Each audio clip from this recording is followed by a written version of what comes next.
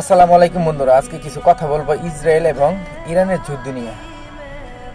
Israel Iran যুদ্ধ করতেছে, এমন কিছু মানুষের কথা শুনতেছি বা মানুষের গল্প করতেছে বা কিছু পোস্ট দেখতেছি ইরানে নাকি মুসলমান না। বাইরে বিধর্মীরা যখন যুদ্ধ লাগে তখন তারা আছে না, তাদের মধ্যে কিন্তু মত পার্থক্য থাকে। তাদের ধর্ম তো অনেক মত পার্থক্য আছে, তারপরও কিন্তু তারা এক হয়ে যায়। আর আমরা কি করি, আমরা খুঁটিনাটি দোষগুলো খুঁজতে থাকি।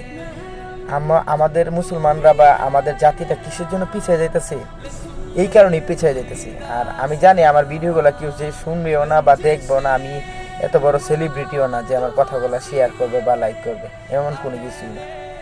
আমার সবচেয়ে অবাক লাগে, আমরা মুসলমান জাতি হিসেবে আসলে আমরা কোন পর্যায়ে চলে গেছি। এখনো অনেক মুসলিম রাষ্ট্র ইসরায়েলের সাপোর্ট করতেছে।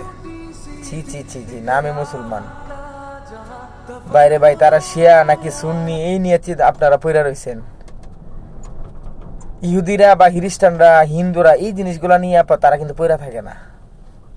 আমরা আসলে কোন পর্যায়ে আছি একটু চিন্তা ভাবনা করা উচিত প্রত্যেকটা মানুষের, প্রত্যেকটা মুসলমানের।